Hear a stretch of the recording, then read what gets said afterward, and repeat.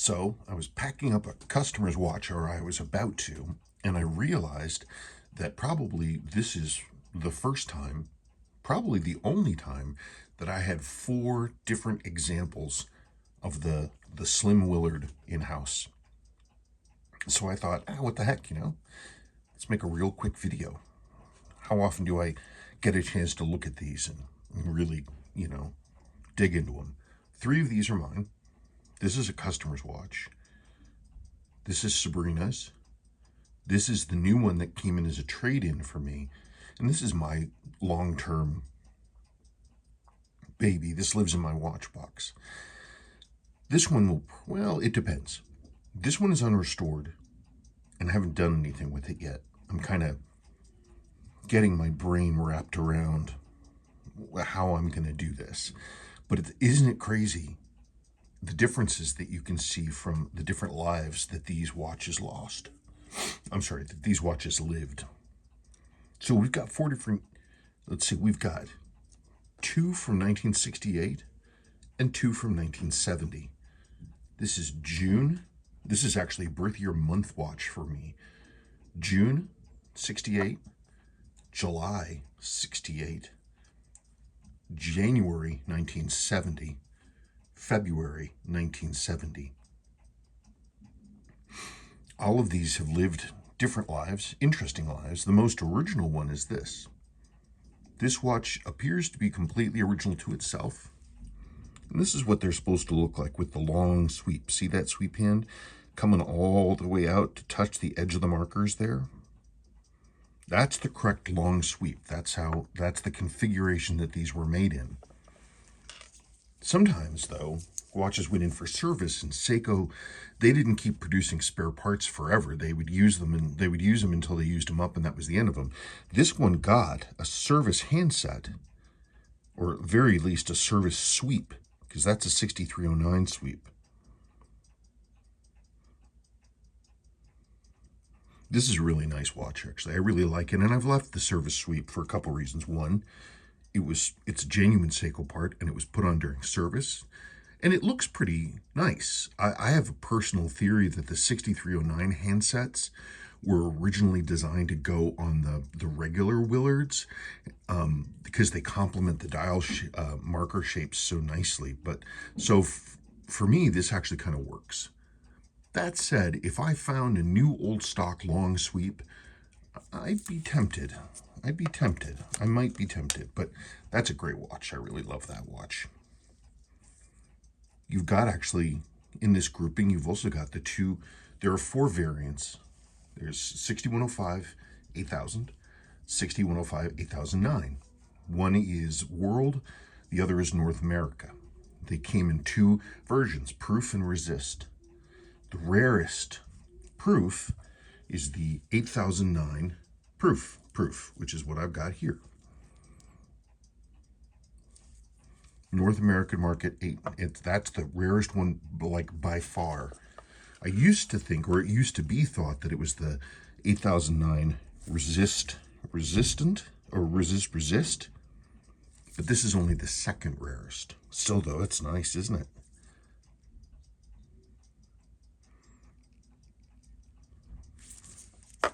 These are both 8000s.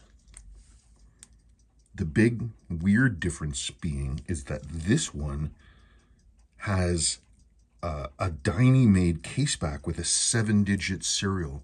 7-digit serials had been phased out pretty much by 67. Maybe into 68. And I'm curious about this to know whether anybody else, what the latest of the 7-digit serials are. You can see a good 7-digit serial here. This is from July 67.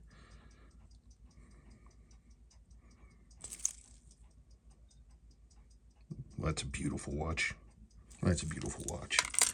So it's actually something that I don't have an answer to. If anybody knows, let me know. Yeah, this one's pretty rough.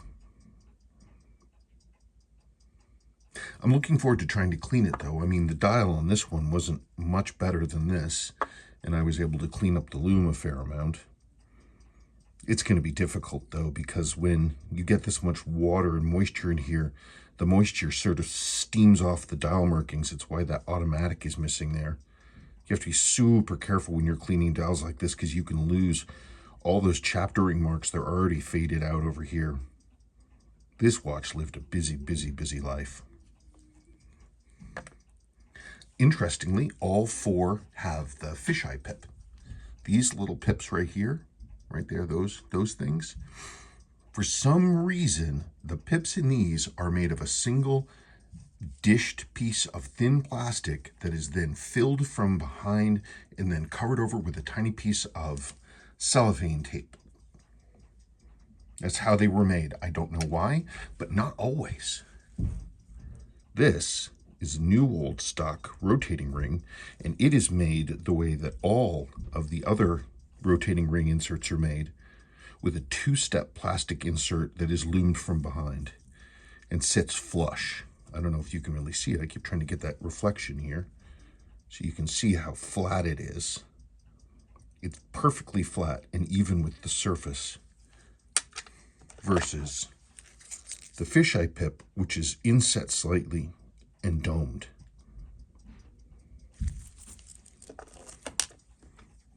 I don't know.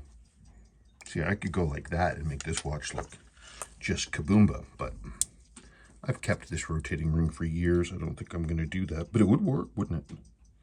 It would make it look snazzy fancy. I don't know. I'm curious about this 7-digit serial.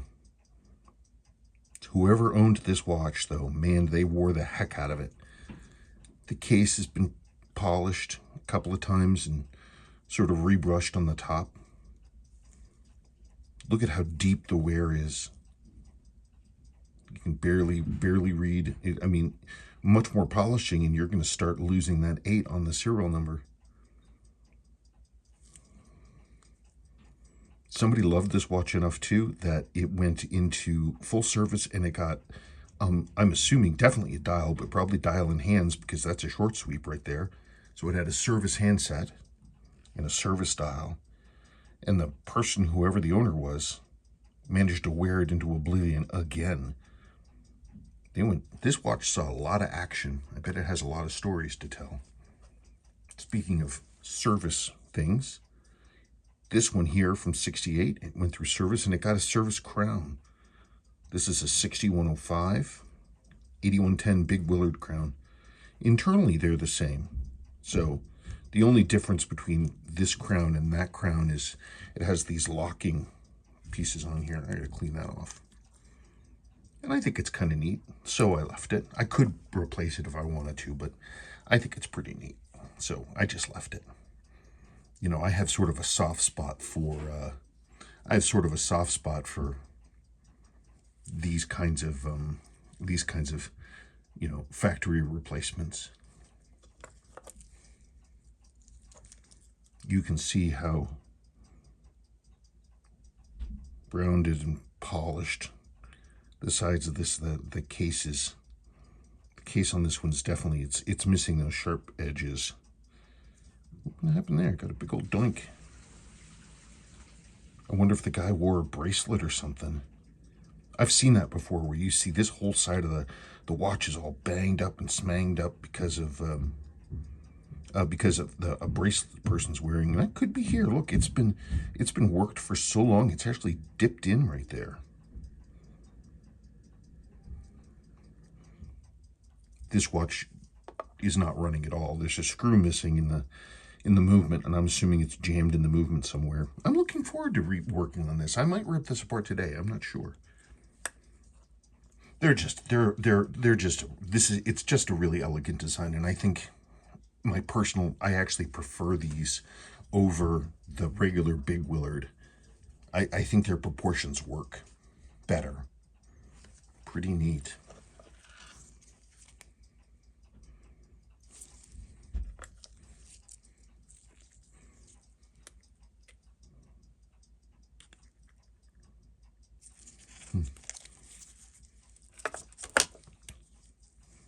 I don't know.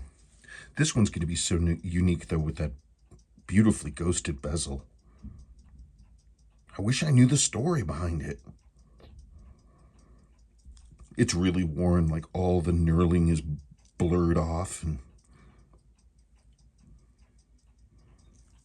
I don't know.